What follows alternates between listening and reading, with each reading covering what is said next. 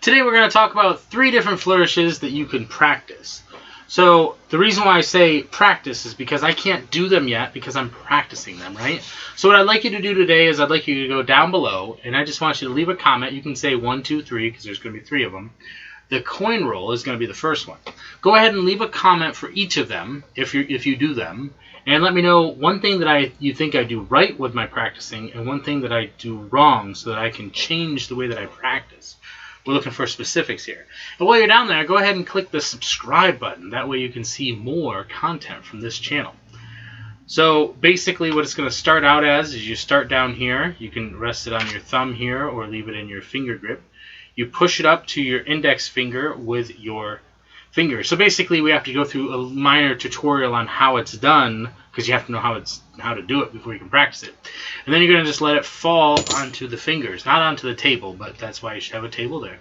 So you let it fall and rest on the table, not the table, the finger, and you slowly just rotate it around. Now here's what I find myself doing, and you might be calling me out on this, is the thumb guides it almost every single time. See how I keep my thumb there?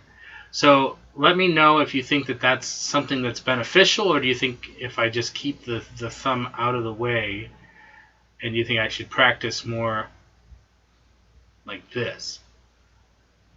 See, I keep my thumb there just in case it goes too far, then I can control it. So this is how I do it now.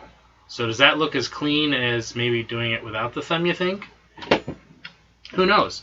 So then so going into the further effect of that, you could go from here, regardless if I'm doing it right with the thumb or not. And then when you get to the end, you can either grab it between the two and use your thumb to bring it back, or you can let it drop off your pinky into this hand, and then you can begin the effect again with the other hand. Like that, and I need more practice with my left hand. So there is the coin roll. Very good. The next one I want to talk about is going to require all 5 coins. This one is a tossing maneuver, right? So the idea is to get the coins to go up into the air as straight as possible without dropping them. But when you're practicing, if you're not dropping stuff, you're not doing it right. Am I right? So the idea here, again, is instead of getting them to space out like this, you want them to space out like that. So you can get them into the air and catch them. So what's your thoughts on that? Is there a specific motion with my hand? Like that's pretty decent. But you want it to get, you know, ooh, see, there's a good one. So there's that one. Obviously doing it with your left hand might be a little bit different. Not too bad. But there's the idea for the second one. That's more of a toss. I'm not even sure what that one is called. It's just the idea of throwing multiple coins into the air and being able to catch them as a flourish. That's technically what it would look like with all 5, because they would separate themselves out and then you would catch them. So that's number 2. Again, while you're down there, go ahead and check out the join button. We got membership, right? So we're teaching stuff out of the books here for 99 cents a month. That's the cheapest I could go. So if you wanted some tutorials right out of the book, go ahead and check out my membership section. Okay, the last one, this one could make you a star, right? Because it's called the coin star. So the idea here, and this is tough. I don't even know where I learned the coin toss one. I just saw people doing it. But this one here, okay, so the first time that I saw this one was from Xavier Spade. I believe he was on Alex Pandrea's channel. I have since seen it in the Mark Wilson Complete Course in Magic, as well as I've seen it Doug Kahn, AJ, was it AJ? I think it was AJ from Syndicate Magic. They were traveling around. I do apologize. There was AJ.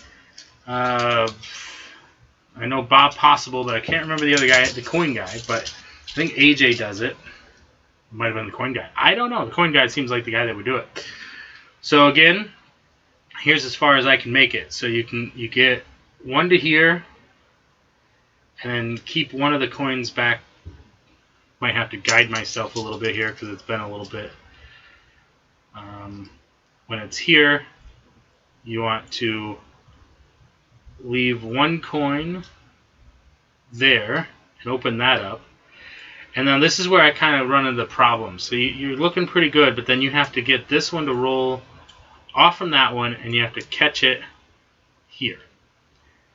And you have to maintain that hold there. So now you've got 2 here, and then 1 between those fingers. Now, here's where it gets interesting. You close your hands, and you want to get the coins in between the fingers. Now, at one point in time, I could almost get to this point with some struggle. I still had some problem with that last one, but I could kind of finagle it so it would go. Now here's where it gets interesting, right? Because the objective is to get the coins onto your fingers, which we'll talk about that here in a second. So the idea is to slide this down your finger, go to the outside and rock it up so that you can lift it up on your finger. See, it's tough. It's been too long since I've done this. And then when you open up your hand, let's see here. Maybe my hands are too dry or something.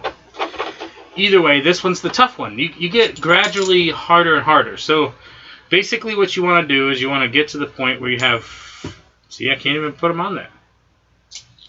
You want the star. And there's a way to do it so that all of the heads, all the coins are facing the same way.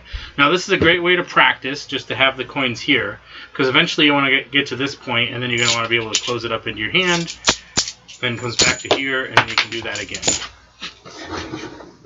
So, learning stuff here on the channel. Obviously, like I said, more and more practice. So, talk about like the hands, right? What have you found works best? Because certain moves might require one thing, and certain moves might require another thing. Like there's a magic trick like this where you place this into your hand, and this one works well with. You're going to want to have hands that are a little bit more moist, right? And then you can bring that back. The hands aren't even closed all the way, and the coin returns. So that's a beautiful little trick that you can do, but that one requires a little bit of moisture, right? So let me know down below, should your hands be a little bit sweatier?